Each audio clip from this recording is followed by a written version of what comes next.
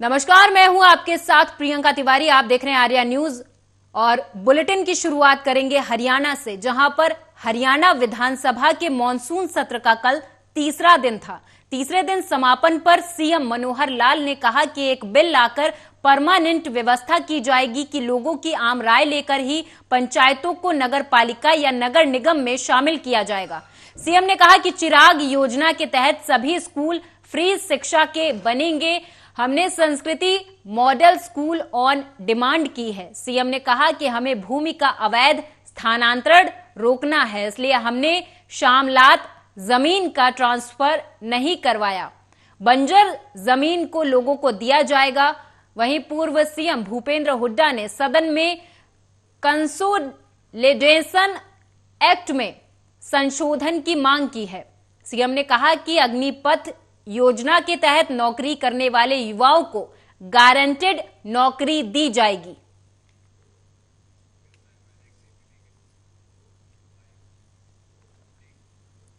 पश्चिम बंगाल के पूर्व राज्यपाल जगदीप धनखड़ अब देश के 14वें उपराष्ट्रपति बन चुके हैं। उन्होंने गुरुवार यानी आज राष्ट्रपति भवन में एक समारोह में शपथ ली। राष्ट्रपति द्रौपदी मुर्मू ने उन्हें पद और गोपनीयता की शपथ दिलाई। धनखड़ ने विपक्ष की उम्मीदवार मार्गरेट अल्वा को 346 मतों के अंतर से हराया था। लोकसभा सचिवालय द्वारा उपलब्ध कराए गए आंकड़ों के अनुसार 780 मतों में से 725 ने मतदान किया। इसमें से धनखड़ को 528 मत मिले, जबकि अल्वा को 182 मत मिले। 50 अनुपस्थित रहे और 15 मत अवैध पाए गए।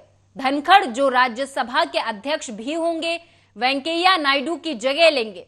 आपको बता दें कि धनखड़ का जन्म राजस्थान झुंझुनू में हुआ था। राजनीति में आने से पहले एक वकील थे धनखड़। उन्होंने 1990 में संसदीय मामलों के राज्य मंत्री के रूप में भी काम किया था। 2019 में उन्हें पश्चिम बंगाल के राज्यपाल के रूप में नियुक्त किया गया था। मुख्यमंत्री ममता बनर्जी के साथ उनके संबंध तल्खी भरे रहे।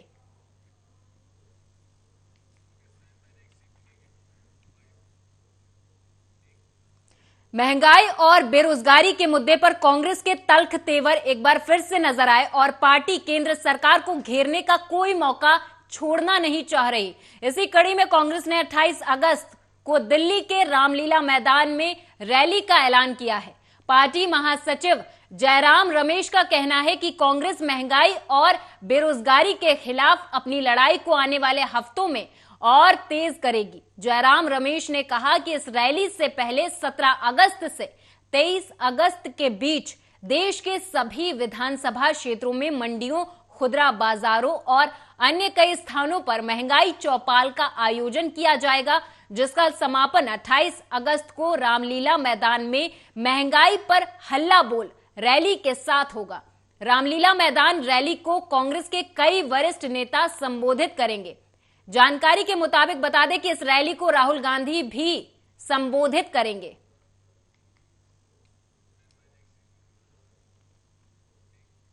नोएडा के ओमैक्स सोसाइटी केस के आरोपी श्रीकांत त्यागी की मुश्किलें लगातार बढ़ती जा रही। आरोपी श्रीकांत त्यागी की जमानत याचिका पर कोर्ट में गुरुवार यानी आज सुनवाई हुई। सुनवाई के बाद कोर्ट ने उसकी जमानत याचिका रद्द कर दी है।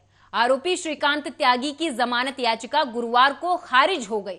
उसे पुलिस ने कोर्ट में ग्रेटर नोएडा के लुक्सर जेल से पेश किया था।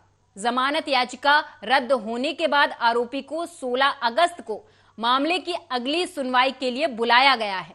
तब तक उसे लुक्सर जेल में ही रहना होगा। इससे पहले बुधवार को आरोपी श्रीकांत त्यागी को 14 दिन की न्यायिक हिरासत में भेजा गया था, जिसके बाद त्यागी को लुक्सर जेल की विशेष सुरक्षा कक्ष के अंदर भेजा गया था। उसे विशेष सुरक्षा कक्ष के अंदर 10 कक्ष बने हुए हैं, उसमें रखा गया था। सुरक्षा की दृष्टि से इसे विशेष सुरक्षा कक्ष के अंदर अकेले रखा जाएगा।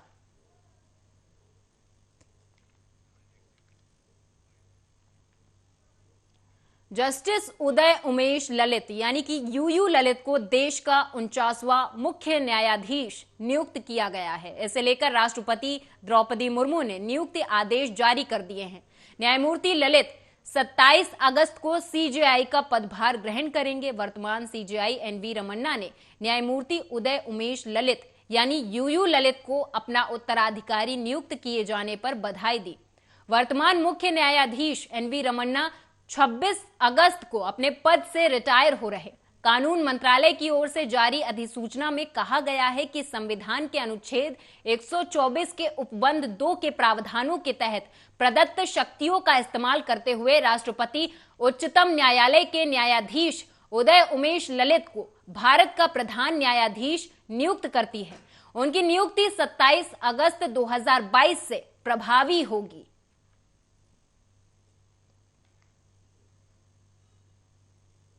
बरेली से खबर है, जहां पुरानी रंजिश के चलते एक युवक के गोली लगने की खबर सामने आई, जहां कंधे में गोली लगने से युवक घायल हो गया।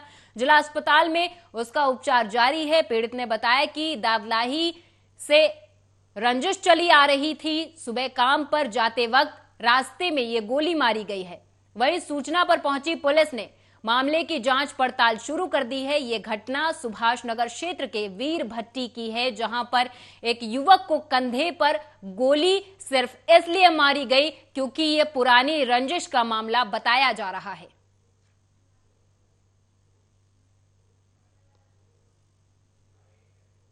जा ही रहा था मैं, कोई बात अच्छी दिन पहले एकदम से गोली करता है, एकदम से गोली चालू हो जाता है। कितने बजे की बात है? ये ऐसी योग मेरे ख्याल से 9:40 की बात है। कहाँ जा रहे थे आप जब गोली मारी? ड्यूटी जा रहा था, 10 बजे ड्यूटी है ना मेरी, तो ड्यूटी जा रहा था। नहीं मतलब जगह कहाँ थी जब लाइनों में? कितने लोग थे वो? 3 लोग थे। तो कोई पकड़ा गया भी नहीं इसमें? पता नहीं मुझे, तो मैं तो यहाँ कोई पुरानी रंजिश वगैरह थी? पुरानी।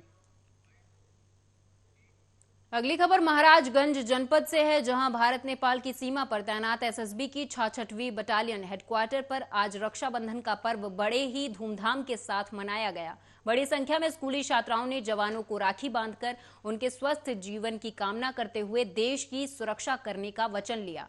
वहीं भाई बहन के इस पवित्र पर्व पर जवानों ने भी खुशी जाहिर करते हुए अपनी बहनों को आशीर्वाद दिया और उनकी रक्षा के लिए सदैव तत्पर रहने का वचन दिया। बॉर्डर पर पहुंची छात्राओं ने जवानों की कलाइयों पर राखी बांधकर उन्हें तिलक लगाया और मिठाई खिलाकर उनसे आशीर्वाद लिया। छात्राओं का कहना था कि सीमा पर तैनात जवान अपनी ड्यूटी के दौरान अपने घरों पर नहीं जा पाते। ऐसे में भाई बहन के इस पवित्र पर्व पर उन्हें अपनी बहनों की याद न सताए, इसलिए उन्हें राखी बांधकर भाई बनाया और देश की रक्षा करने का वचन लिया है। हमें उन्हें राखी बांध के बहुत ही गर्व महसूस हो रहा है। हमारे जवान भाई अपने घरों परिवारों से बहुत दूर रहते हैं। वो रक्षाबंधन जैसे पर्व पर भी अपने घर नहीं जा पाते, अपने बहनों से राखी नहीं बंधवा पाते हैं। तो हमें ये उन्हें राखी बांधकर बहुत ही गर्व महसूस हो रहा है। हम उनकी बहनों की हम उनको ये दिखाना चाहते हैं कि भले ही वो अपने घर परिवार बहनों सबसे दूर हैं, पर हम बहनें उनके साथ हैं। और हमने आज उनसे यह भी वचन लिया कि वो हमेशा इसी प्रकार देश की सुरक्षा करते रहेंगे, हमारी भी रक्षा करते रहेंगे और ये हमेशा हमारे यहाँ पे तैनात रहकर हमारे देश पे। जी, हम काफ़ी गौरवान्वित महसूस कर रहे हैं और एक अपनापन का एहसास भी, क्योंकि हम अपने घर से दूर हैं, अपने परिवारजनों से, अपने रिश्तेदारों से काफ़ी दूर हैं। तो जो बहनों की कमी का एहसास है वो आज हमारी इन छात्राओं ने हमारे बहन के तौर पे हमें राखी बांध के पूरा किया है। और हमारे जवानों को भी इन्होंने काफ़ी महसूस कराया है कि कोई भी यहाँ पे अकेला नहीं है। आज के त्यौहार के पर्व पर अपने घर क्षेत्र सीमा से दूर सीमा पर हम यहाँ पे हैं और हमें मतलब बहुत घर जैसा। कैसा लग रहा है? देखिए, हमारी ड्यूटी इस प्रकार है कि बॉर्डर जो है हमेशा हमें तैनात रहना है, तो ये संभव हो नहीं पाता है कि सभी त्योहारों में हम जा पाएँ। और कभी ऐसी मजबूरी भी आ जाती है कि रक्षाबंधन जैसा त्यौहार भी हमारे जो है हिस्से में नहीं आ पाता। लेकिन इन बहनों ने आज आकर वो हिस्सा हमें दे दिया जो एक बहुत ही जज्बात को छूने वाला है।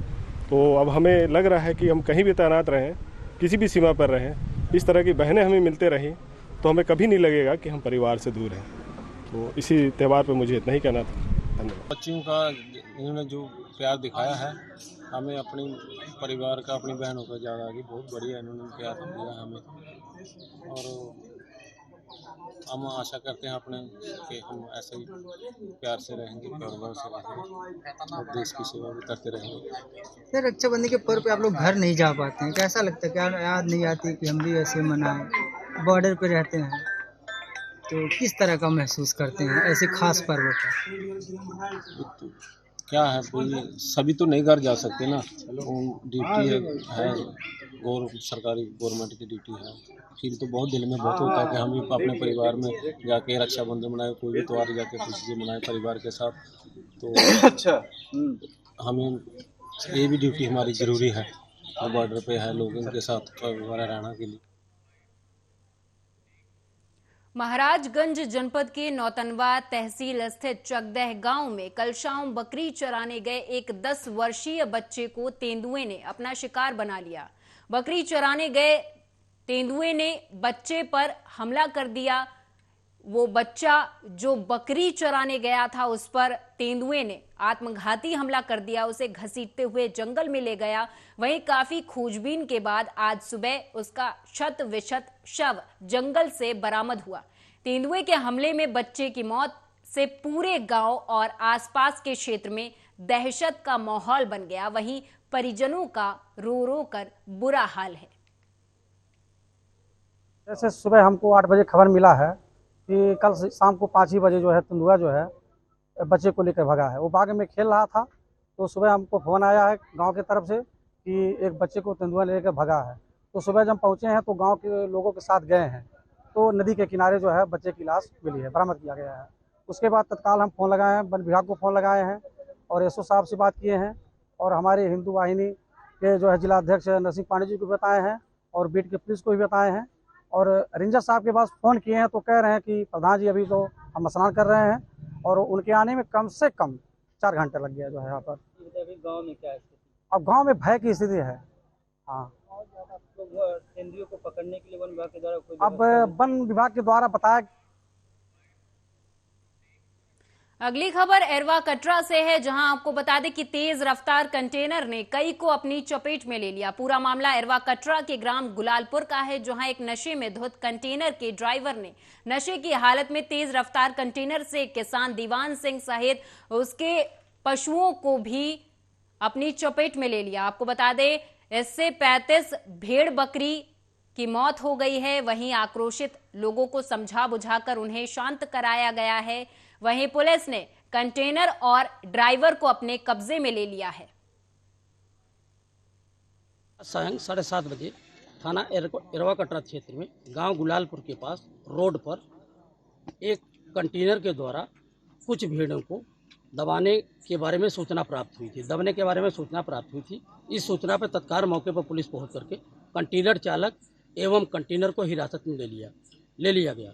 लगभग 3 घंटे बाद 10 बजे के लगभग पुनः सूचना मिली कि एक व्यक्ति झाड़ियों के पास उसकी बॉडी पड़ी हुई है, जिसमें मौके पर तत्काल पुलिस पहुंची। कुछ ग्रामीण आक्रोशित थे, जाम लगाने की स्थिति बनी हुई थी। ग्रामीणों को समझा बुझा करके उनके द्वारा तहरीर के आधार पर समुचित धाराओं में अभियोग पंजीकृत करते हुए अग्रिम विधिक कार्रवाई प्रचलित है। स्थिति से जा रहे थे लेंट डार के गाँव पर, तो यहाँ से आए कंटेनर टक्कर मारा। कच्ची गाड़ी खड़ी थी मेरी, अच्छी गाड़ी बस का टक्कर मारा, फोड़ दिया। लेवर का चोट थोड़ी आ गई, फूट हो गई। कहाँ से लेंटर डाल के आ रहे थे? बुदूना से। फिर आगे से भेड़ों के से टक्कर मार दी जाए। क्या कंटेनर पकड़ गया अभी? हाँ जी, कर्मदान बड़े पकड़ जाकर। तो आपने थाने में सूचना दी क्या? सूचना सब लोगों ने दी ना थी, सब लोगों ने फोन किया था एकदम। अगली खबर मथुरा से है। आपको बता दें कि हर घर तिरंगा कार्यक्रम के अंतर्गत मथुरा वृंदावन महापौर डॉक्टर मुकेश कुमार, आयुर्वेद वरिष्ठ पुलिस अधीक्षक मथुरा अभिषेक यादव, नगर आयुक्त अनुनय झा, सीओ अभिषेक तिवारी द्वारा होली गेट से लेकर विकास बाजार तक तिरंगा रैली निकाली गई। लोगों से घर घर ध्वजारोहण करने को कहा गया। नगर को स्वच्छ साफ रखने की अपील की गई। वरिष्ठ पुलिस अधीक्षक मथुरा ने स्वतंत्रता दिवस को सौहार्दपूर्ण शांति से मनाने की लोगों से अपील भी की।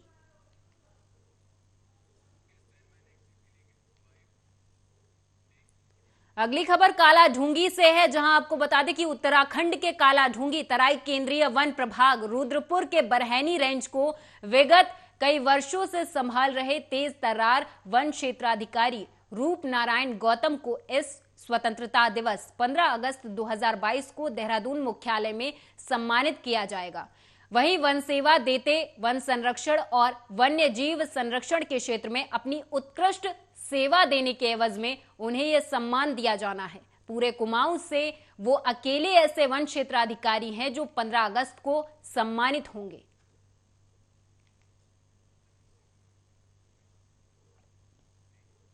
लालकुआं कोतवाल ने प्रेस वार्ता करते हुए जनता को रक्षाबंधन की और 15 अगस्त की हार्दिक बधाई देते हुए कहा कि साथ में सभी लोग मिलजुल कर रहे, रक्षाबंधन 15 अगस्त बनाएं और कहा कि अराजकता फैलाने वालों को बख्शा नहीं जाएगा। उन्होंने कहा कि नशे के खिलाफ जो भी व्यक्ति ड्रग्स, स्मैक, चरस, कच्ची शराब, इंजेक्शन आदि गलत काम करते हुए नजर आता है तो उन पर सख्त कार्रवाई करते हुए जेल भी भेजा जाएगा।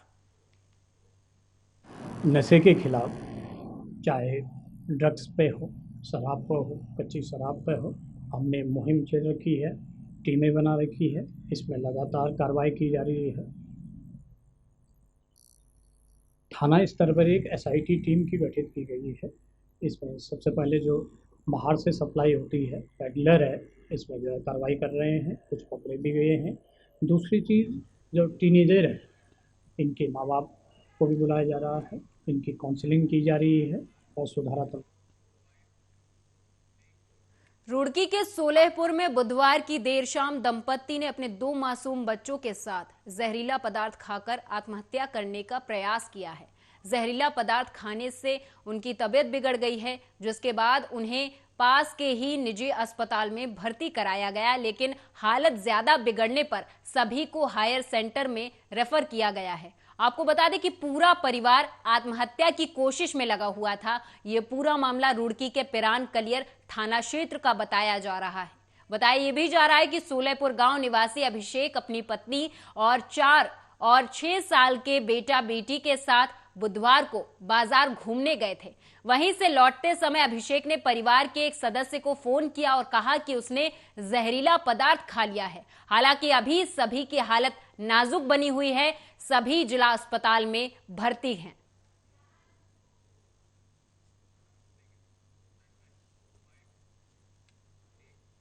और मेरे साथ इस बुलेटिन में फिलहाल इतना ही। आप देखते रहें आर्या न्यूज।